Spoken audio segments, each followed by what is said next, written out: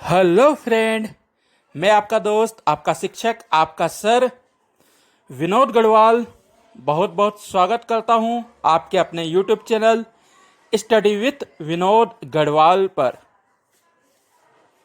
प्यारे बच्चों, साथियों, आज 30 मई 2020 है, दिन शनिवार, और आज आपके अपने इस चैनल को पूरा 1 महीना हो चुका है, अर्थात 30 अप्रैल 2020 को मैंने इस चैनल पर पहला वीडियो डाला था, जो कि राज्य व्यवस्था से संबंधित था, संविधान के ऊपर था कि संविधान का क्या अर्थ परिभाषा होती है। और तब से यह सिलसिला निरंतर जारी है। विगत 1 माह में आपने अपने इस चैनल को भरपूर सहयोग दिया है, भरपूर समर्थन दिया है, भरपूर स्नेह दिया है, सहयोग दिया है, और भविष्य में भी उम्मीद है कि आपका यही समर्थन, यही सहयोग मुझे कमेंट बॉक्स के माध्यम से मिलता रहेगा, जिससे मैं आप सभी के भविष्य उज्जवल हेतु पाठ्य सामग्री उपलब्ध कराता रहूँगा, क्योंकि आपका सहयोग ही मेरा सबसे बड़ा अस्त्र है, मेरी सबसे बड़ी पूंजी है। तो आइए आज अपने इस पढ़ने पढ़ाने के सिलसिले को आगे बढ़ाते हुए आज का चैप्टर हम देखते हैं। हमारा आज का चैप्टर है सन 1858 का भारत शासन अधिनियम। दोस्तों, जैसा कि आपको याद ही होगा कि इस चैनल के माध्यम से सबसे पहले हमने राज्य व्यवस्था की सीरीज प्रारंभ की है, और राज्य व्यवस्था श्रृंखला के अंतर्गत हम अभी भारतीय संविधान की निर्माण प्रक्रिया का अध्ययन कर रहे हैं। भारतीय संविधान की निर्माण प्रक्रिया के अंतर्गत अब तक हमने संवैधानिक विकास पर चर्चा की है, और इस संवैधानिक विकास, जो कि आधुनिक भारतीय इतिहास भी कहा जा सकता है, के अंतर्गत हमने पहला चरण पूरा कर लिया है। हमने सन 1600 से ईस्ट इंडिया कंपनी की स्थापना हुई, जब से लेके 1853 तक के सभी एक्ट्स, अधिनियम का विस्तार से अध्ययन किया है, जिनमें प्रमुख रूप से हमने सन 1773 का रेगुलेटिंग एक्ट, 1781 का एक्ट ऑफ सेटलमेंट, 1784 का पिट्स इंडिया एक्ट, 1786 का एक्ट, फिर 1793 का चार्टर एक्ट, 1813 का चार्टर एक्ट, 1833 का चार्टर एक्ट, और अंत में हमने 1853 का चार्टर एक्ट पढ़ा। तो यहाँ पर हमारा पहला चरण समाप्त हुआ, जैसा मैंने पिछले वीडियो में भी आपको बताया था, और आज से हम अपने दूसरे चरण को आरंभ कर रहे हैं। हमारा दूसरा चरण 1858 से लेके भारत शासन अधिनियम 1947 रहेगा, और फिर तीसरा चरण में हम भारतीय संविधान के बनने की सिलसिलेवार अध्ययन करेंगे। तो आइए शुरू करते हैं हम आज का चैप्टर 1858 का भारत शासन अधिनियम। 1858 का भारत शासन अधिनियम। तो 1858 का जो शासन अधिनियम था, यह क्यों आया, इसके आने का क्या कारण था, इसके पीछे की क्या पृष्ठभूमि थी, हम सबसे पहले उस पर चर्चा करते हैं। आपको याद होगा, और नहीं भी है तो मैं आपको याद दिला दूं, कि अब तक का हमने जो अध्ययन किया है उसे आप लगातार याद करें, निरंतर मेरे वीडियो को सुनें, क्योंकि लगातार जब तक आप अध्ययन नहीं करेंगे तब तक आगे का समझ पाना आपके लिए बहुत कठिन हो जाएगा। तो यदि अभी तक आपने अपने इस चैनल को सब्सक्राइब नहीं किया है तो चैनल को सब्सक्राइब करें, बेल आइकन का बटन दबाकर सबसे पहले नोटिफिकेशन पाएं ताकि वीडियो आपको शीघ्रता से मिल सके। और वीडियो पसंद आए तो इसे लाइक और अपने साथियों के साथ फेसबुक व्हाट्सएप पे शेयर भी करें। तो 1858 का भारत शासन अधिनियम क्यों आया, क्या इसकी पृष्ठभूमि थी, पहले हम इस पे चर्चा करते हैं।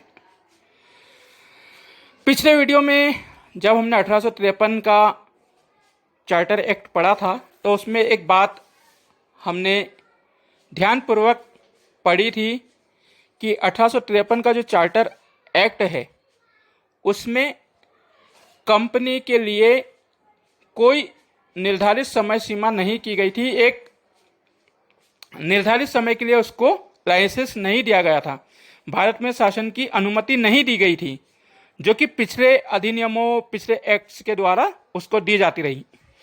तो 1853 में ये बात तय हो गई थी कि अब किसी भी समय कंपनी की भारत से विदाई हो सकती है, ब्रिटिश सरकार भारत को अपने अधीनस्थ कर सकती है।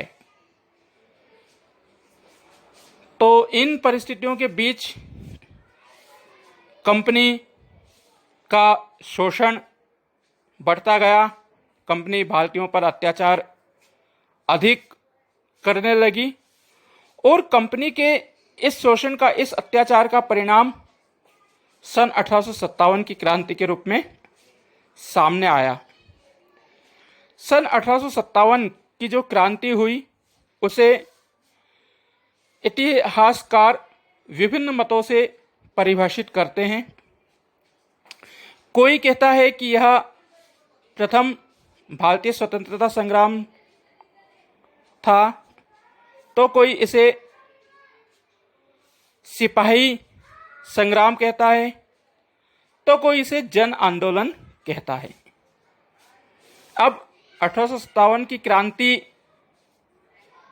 क्यों हुई, इसके क्या कारण थे, उस पर हम नहीं जाएंगे क्योंकि यह इतिहास का बहुत विस्तृत चैप्टर है, बहुत महत्वपूर्ण अध्याय है इतिहास में।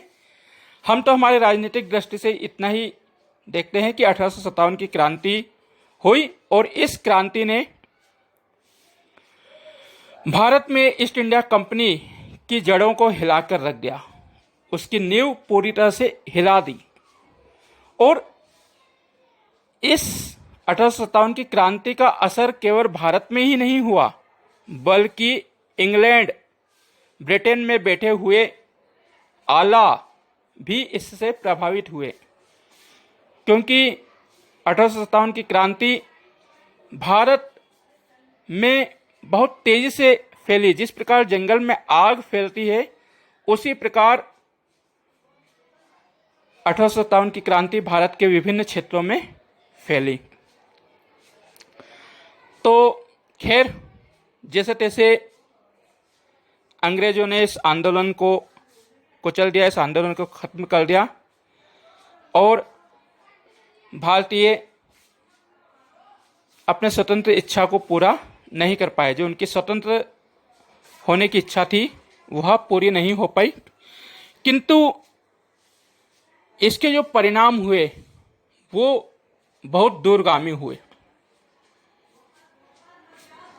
इस जन आंदोलन के, इस क्रांति के जो नतीजे सामने आए वो भारत के दृष्टिकोण से बहुत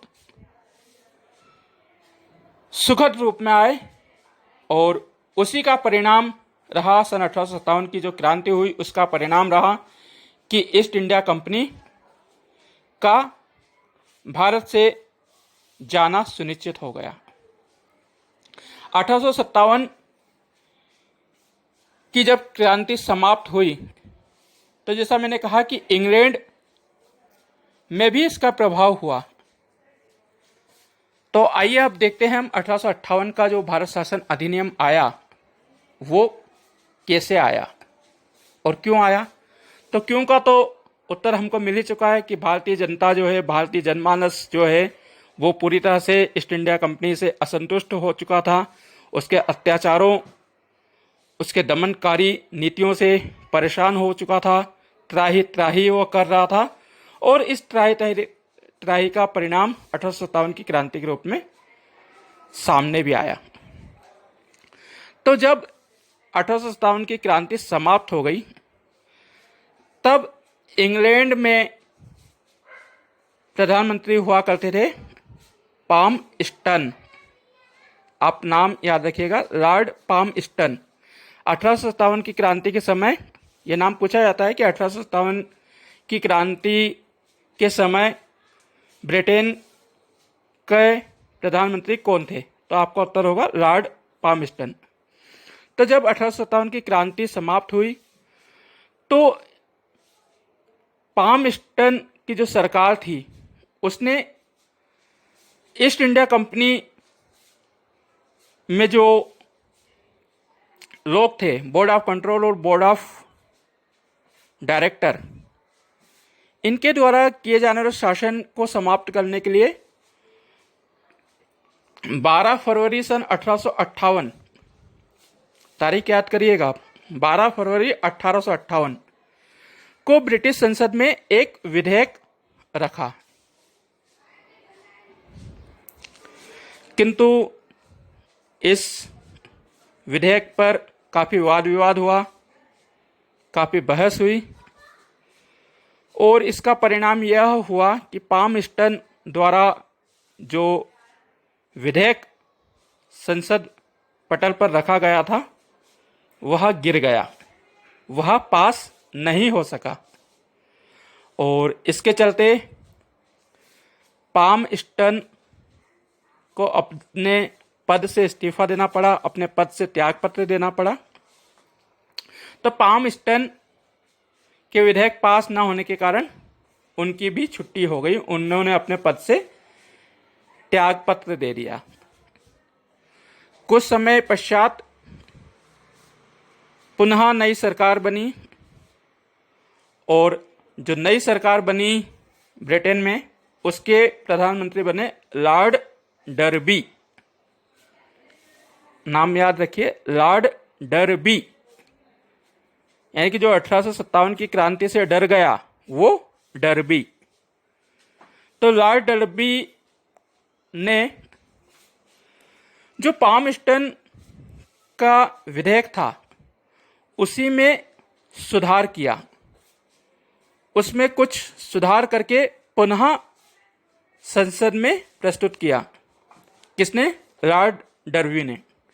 लॉर्ड डर्बी ने एक विधेयक को तैयार किया और वही विधेयक संसदीय परंपराओं के अनुसार बहस करने के पश्चात पास कर दिया गया।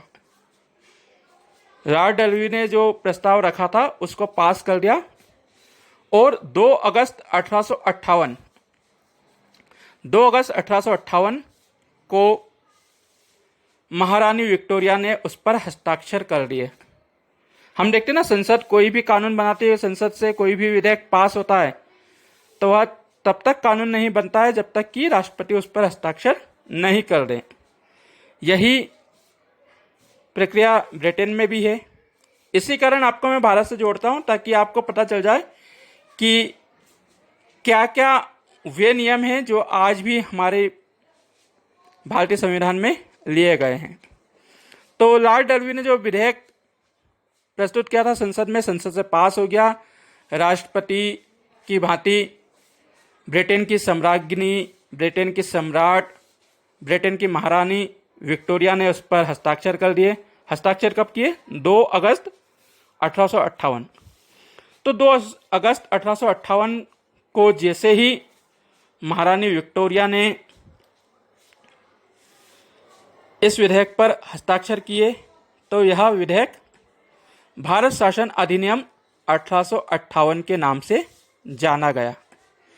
आप याद रखिएगा इस चीज को कि यह कोई चार्टर अधिनियम नहीं है, यह चार्टर एक्ट नहीं है, यह है भारत शासन अधिनियम। अब तक हमने देखा कि देखिए अब तक चार्टर एक्ट आए और विभिन्न एक्ट आए, 1793, 1813, 1833 और 1853 के जो अधिनियम थे उसको चार्टर अधिनियम कहा जाता है।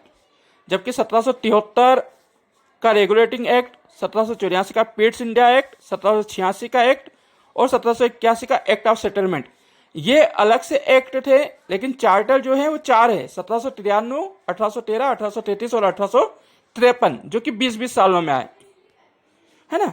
तो चार्टर की श्रृंखला यहां से खत्म हो गई और यहां पर भारत शासन अधिनियम, नाम से स्पष्ट है, भारत शासन अधिनियम 1858।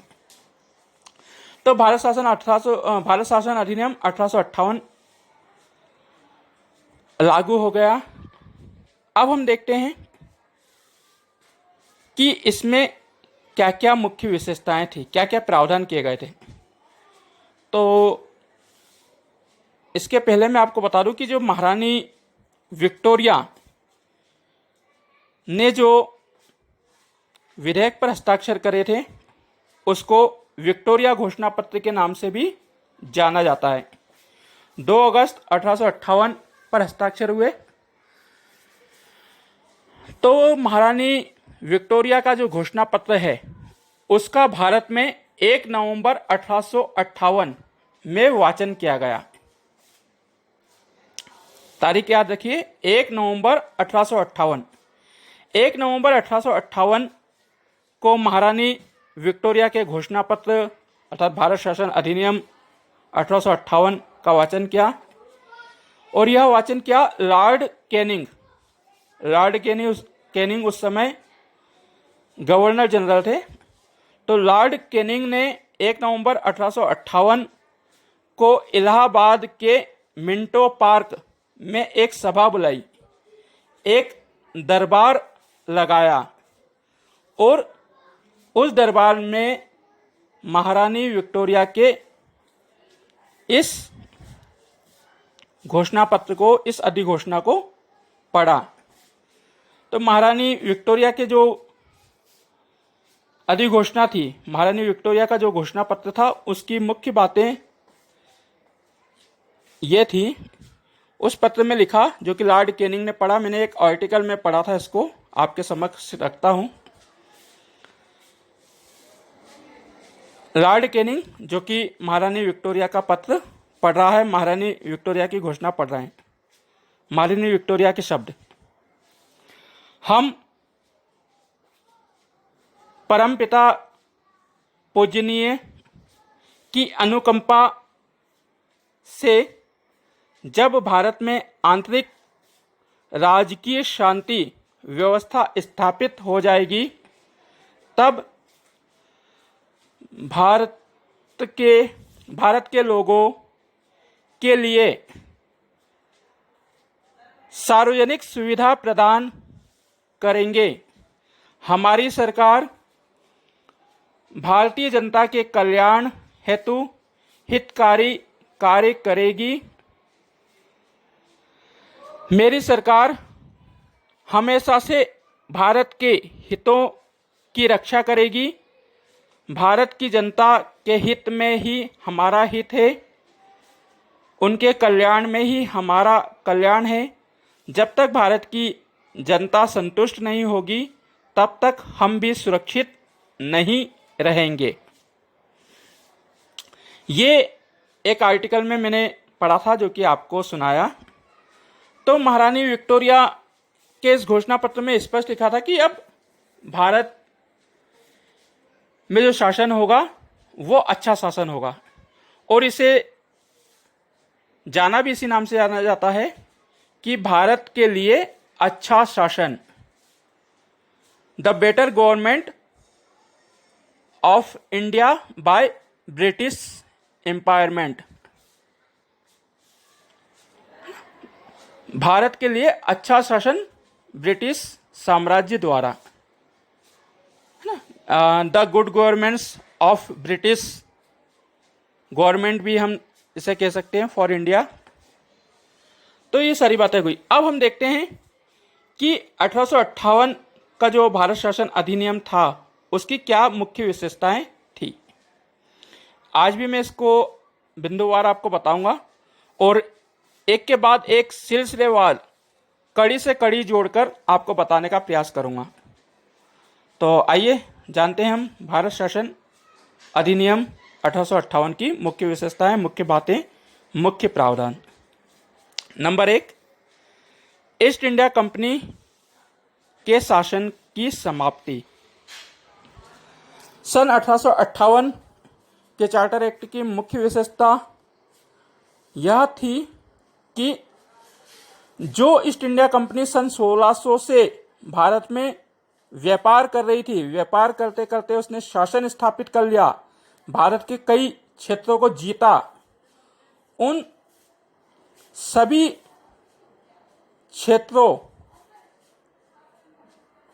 में से अब ईस्ट इंडिया कंपनी का शासन समाप्त किया जाता है। अब ईस्ट इंडिया कंपनी भारत में किसी भी प्रकार का कोई शासन नहीं करेगी। नंबर 2, सत्ता का हस्तांतरण। सत्ता का हस्तांतरण सन 1858 के भारत शासन अधिनियम के द्वारा सत्ता का हस्तांतरण हो गया। सत्ता ईस्ट इंडिया कंपनी के हाथों से ब्रिटिश क्राउन के पास पहुंच गई। समस्त राजस्व, विधायी, वित्तीय, प्रशासनिक जितनी भी शक्तियां थी वह ईस्ट इंडिया कंपनी से ब्रिटिश क्राउन के हाथों में चली गई। इसी कारण इसे ताज का शासन, क्राउन गवर्नमेंट भी कहा जाता है। नंबर 3, गवर्नर जनरल के पद की समाप्ति। नंबर 3, भारत के गवर्नर जनरल पद की समाप्ति। सन 1858 के भारत शासन अधिनियम के द्वारा भारत में जो सबसे बड़ा कार्यकारी पद था, भारत का गवर्नर जनरल ऑफ इंडिया, उसे समाप्त कर दिया गया। इस पद को पूरी तरह से समाप्त कर दिया। जैसा हमने देखा था कि सन 1773 में गवर्नर पद समाप्त करके गवर्नर जनरल बनाया गया।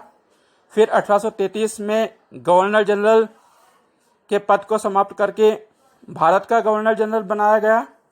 ठीक उसी प्रकार सन 1858 के भारत शासन अधिनियम से भारत के गवर्नर जनरल का पद समाप्त कर दिया गया। इस समय भारत का गवर्नर जनरल लॉर्ड कैनिंग था। कौन था? Lord Canning. यदि आपसे पूछा जाता है कि भारत का अंतिम गवर्नर जनरल कौन था, तो आपको लिखना है लॉर्ड कैनिंग भारत का अंतिम गवर्नर जनरल था। क्योंकि डलहौजी 1848 से 1856 में रहा।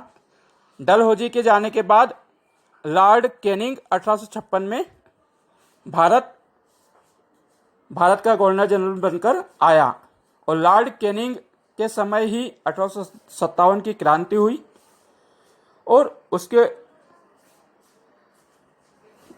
क्रांति के बाद 1858 का अधिनियम आया जिसमें भारत के गवर्नर जनरल पद को समाप्त कर दिया गया। तो लॉर्ड कैनिंग आपका अंतिम भारत का गवर्नर जनरल था। चौथा पॉइंट, वायसराय नामक पद की स्थापना। सन 1858 के भारत सरकार अधिनियम द्वारा जब भारत के गवर्नर जनरल का पद समाप्त किया गया तो उस पद के स्थान पर वायसराय नामक नया पद सृजित किया गया, नया पद बनाया गया। अब पहला जो वायसराय बना वह लॉर्ड कैनिंग को ही बनाया गया। लॉर्ड कैनिंग जो कि अंतिम गवर्नर जनरल भारत था, वही लॉर्ड कैनिंग भारत का पहला वायसराय बनाया गया। यानी कि व्यक्ति वही है, चेहरा वही है, किंतु पद नया है, पद नवीन है। तो वायसराय की स्थापना, ठीक है ना, पहला वायसराय लॉर्ड कैनिंग को बनाया गया और अब ये वायसराय का जो पद है वो 1947 तक रहेगा। जब भारत आज़ाद होगा तब तक वायसराय का पद रहेगा। जो वायसराय हुआ करता था वह ब्रिटिश सम्राट का प्रत्यक्ष प्रतिनिधि के रूप में कार्य करता था। यानी कि जो ब्रिटेन का महाराजा है, जो ब्रिटेन की महारानी है, वह तो भारत नहीं आएगी, तो उसने अपने प्रतिनिधि के रूप में वायसराय को नियुक्त किया है। जो वायसराय की नियुक्ति होगी वह ब्रिटेन का क्राउन करेगा। तो महारानी विक्टोरिया ने लॉर्ड कैनिंग को भारत का पहला वायसराय नियुक्त किया और एक प्रकार से हम कह सकते हैं कि भारत का राजा ही वायसराय हुआ करता था। जैसे वर्तमान में राष्ट्रपति होता है, ठीक उसी प्रकार भारत का वायसराय हुआ करता था। तो प्रत्यक्ष रूप से ब्रिटिश क्राउन का प्रतिनिधि, ब्रिटिश क्राउन ही वायसराय से गुप्त रूप से अपना वाद संवाद कर सकती थी। जो भी उनके संचार के साधन रहे होंगे उसके द्वारा बातों का आदान प्रदान किया जाता था, किंतु यथार्थ में हमारे सामने वही ब्रिटिश क्राउन का एकमात्र प्रतिनिधि था। नंबर 5, द्वैध शासन प्रणाली का अंत। द्वैध शासन प्रणाली का अंत जो सन 1784 के पिट्स इंडिया एक्ट में दोहरी शासन व्यवस्था स्थापित की गई थी, उसको समाप्त कर दिया गया। दोहरी शासन व्यवस्था किस रूप में? सन 1784 का जब हमने पिट्स इंडिया एक्ट पढ़ा था तो उसमें हमने देखा था कि बोर्ड ऑफ डायरेक्टर जो कि कंपनी के लिए नियम कानून बनाया करता था और एक 6 सदस्यीय बोर्ड ऑफ कंट्रोल भी बनाया गया था, जो कि भारत में प्रशासनिक कार्यों को देखेगा, जो कि प्रशासनिक क्षेत्रों की निगरानी करेगा। तो इस द्वैध शासन प्रणाली की स्थापना 1784 में की गई थी और इसको 1858 में, अर्थात 74 वर्षों बाद इसे समाप्त कर दिया गया। जो 1784 में पिट्स इंडिया एक्ट के माध्यम से द्वैध शासन प्रणाली लागू की गई थी, उसको पूरी तरह से समाप्त कर दिया गया। अब ना तो बोर्ड ऑफ कंट्रोल रहेगा, ना ही बोर्ड ऑफ डायरेक्टर, क्योंकि board of director east India company के लिए नियम कानून बनाता था और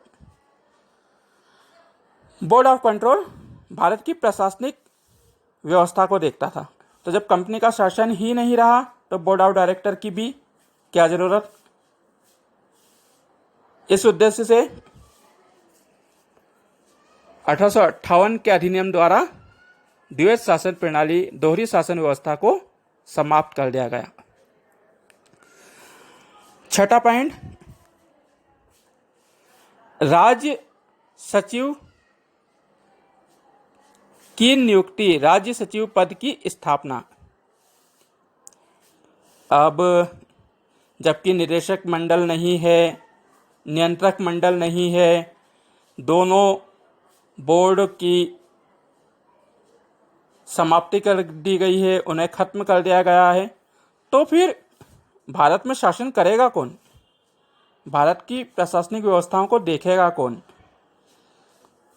तो इस हेतु भारत में राज्य सचिव नामक एक पद की स्थापना की गई, जिसे भारत का मंत्री भी कहा जाता है।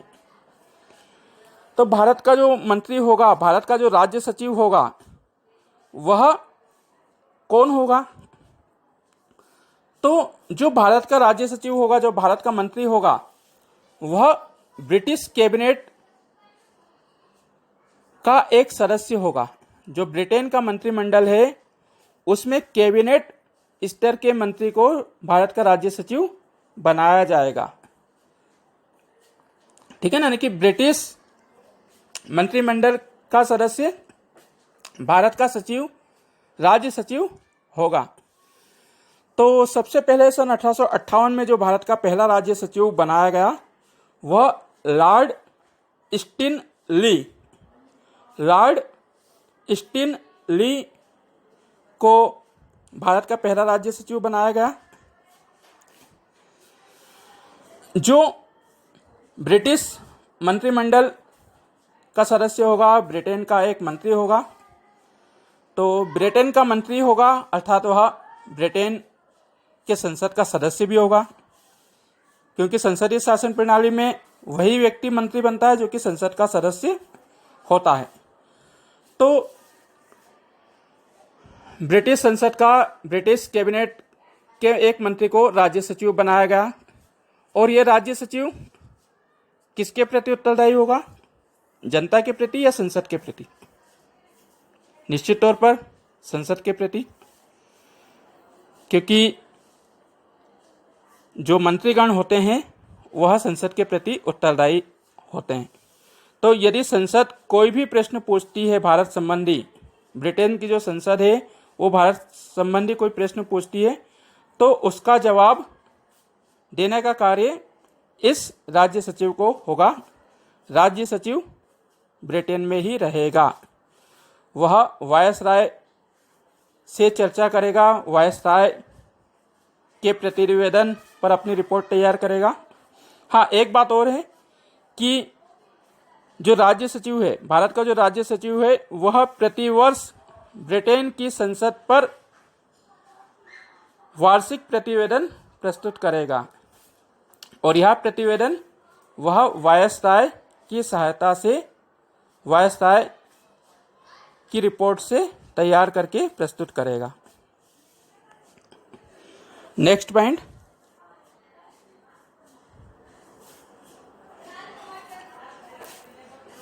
परिषद की नियुक्ति, राज्य सचिव परिषद की नियुक्ति। सन 1858 के भारत सरकार अधिनियम से राज्य सचिव परिषद की भी नियुक्ति की गई। हम जानते हैं भारत एक बहुत बड़ा देश है, भारत एक बहुत बड़ा उपनिवेश है। उसमें केवल एक भारत का राज्य सचिव कैसे प्रशासन संभाल सकता है? तो इस बात को ध्यान में रखते हुए 15 सदस्यीय परिषद की नियुक्ति की गई। कितने सदस्य?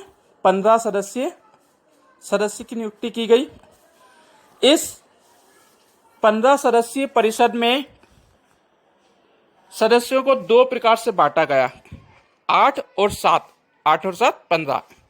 तो 8 सदस्यों की जो नियुक्ति है वह सीधे सीधे ब्रिटेन का क्राउन करेगा, ब्रिटेन की जो महारानी है वह करेगी। और 7 सदस्यों की नियुक्ति बोर्ड ऑफ डायरेक्टर के द्वारा की जाएगी। भैया, बोर्ड ऑफ डायरेक्टर जो कि संसद के ही सदस्य हुआ करते थे, संसद द्वारा नियुक्त होते थे, तो आपने उनका पूरा व्यापार बंद कर दिया, कंपनी से उनको बाहर कर दिया, कंपनी के शासन को समाप्त कर दिया, उनकी जो वैल्यू है उसको ख़त्म कर दिया। ऐसे में उनके सभी अधिकारों को जब शिथिल कर दिया, आपने खत्म कर दिया है, तो कहीं ना कहीं थोड़ी बहुत उनकी इज्जत रखी जाए।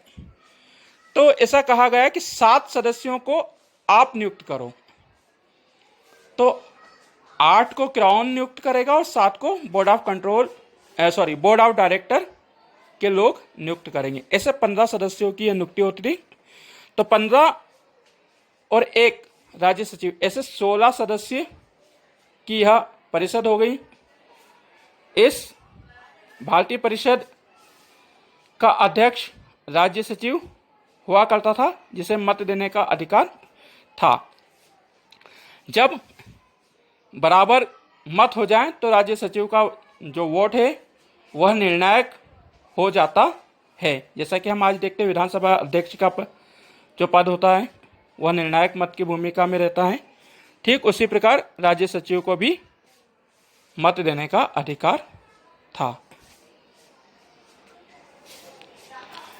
अब नेक्स्ट पॉइंट, वेतन भत्ते।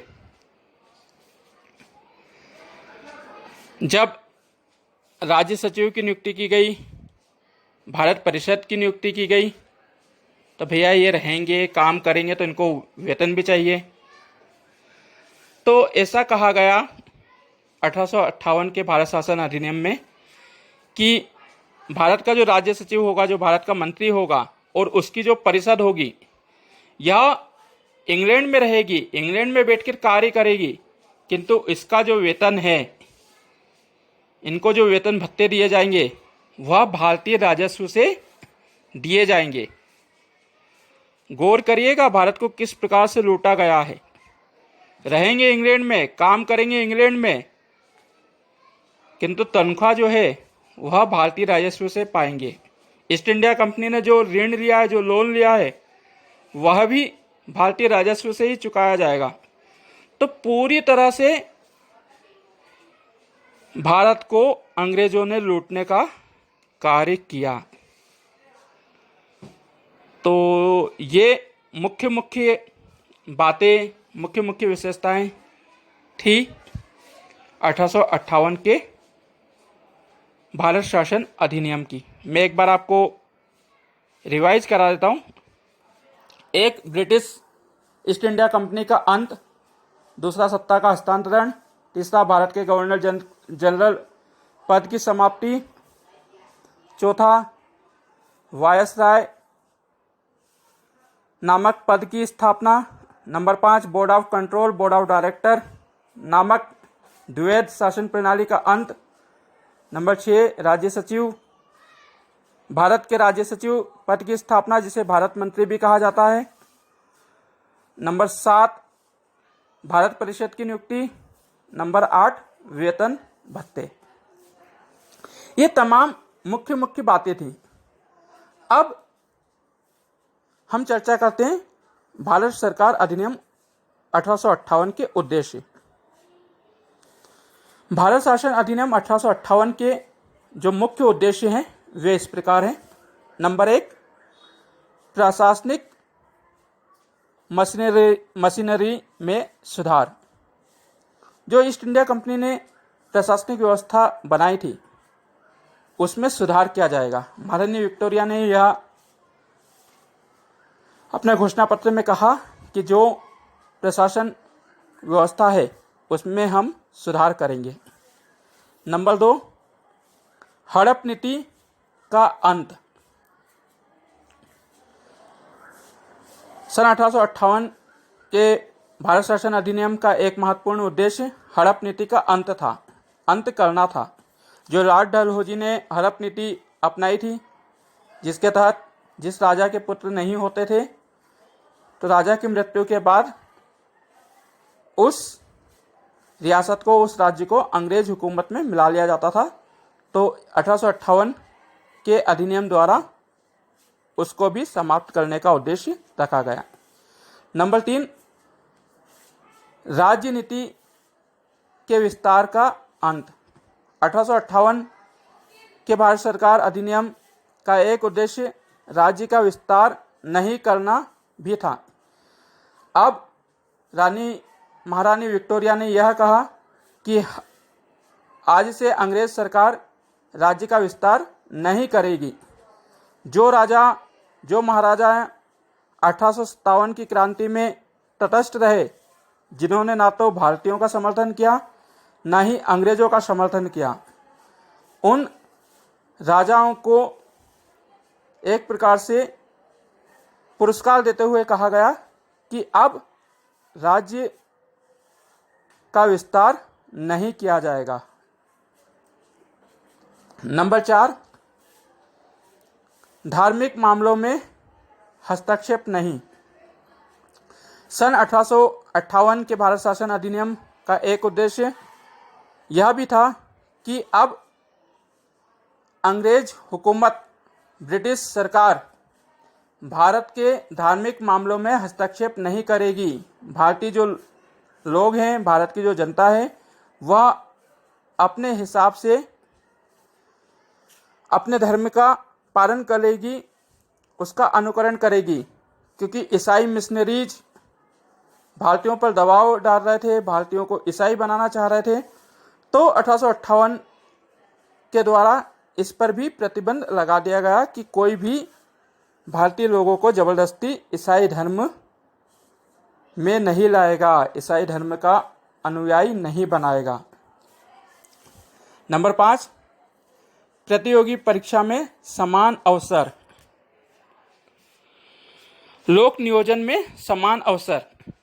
1858 के भारत शासन अधिनियम का उद्देश्य सभी भारतीयों को समान रूप से सिविल सर्विस में प्रतियोगी परीक्षा में बैठने की अनुमति देना था। साथ ही साथ लोक नियोजन में किसी भी प्रकार का कोई भेदभाव नहीं किया जाएगा।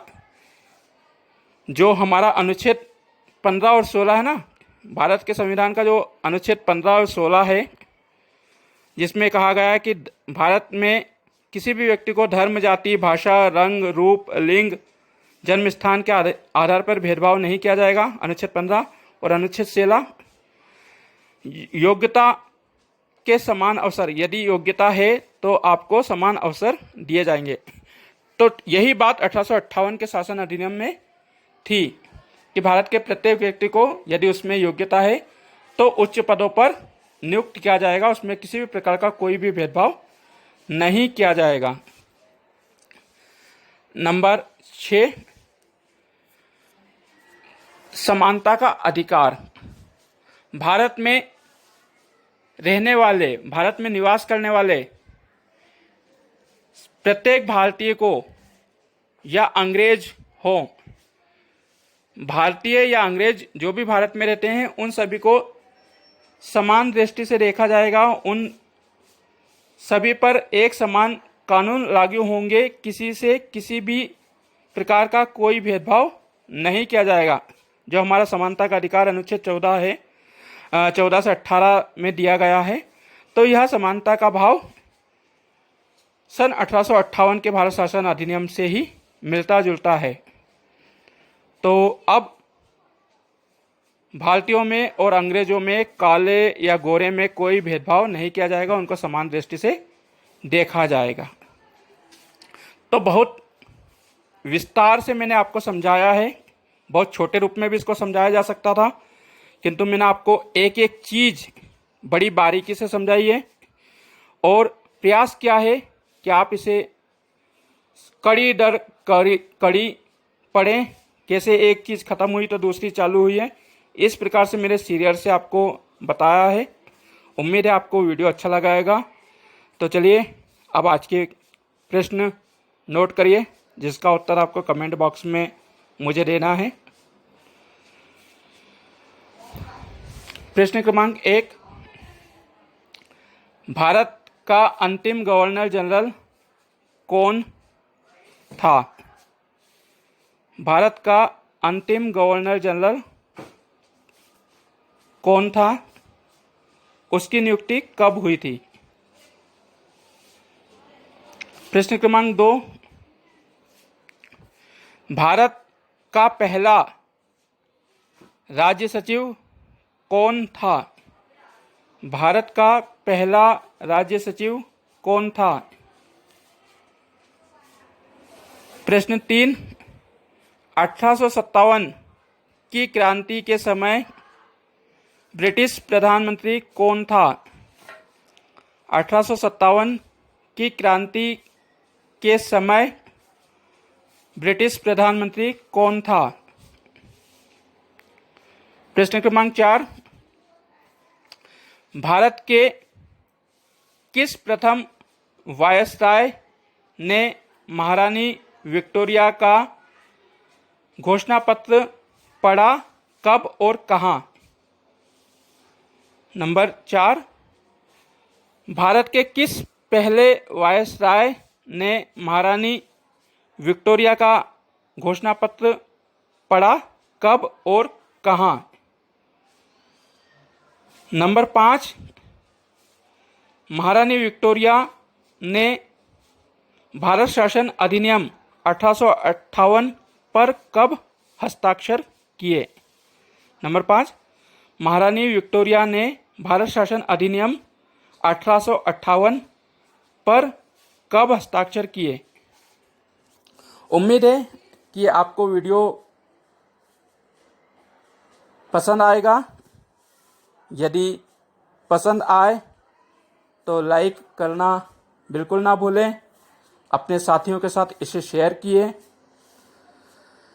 शेयर अवश्य करें, क्योंकि जितना आप शेयर करोगे उतना ही ज्ञान आपका भी बढ़ेगा और आपके अन्य साथियों का भी बढ़ेगा।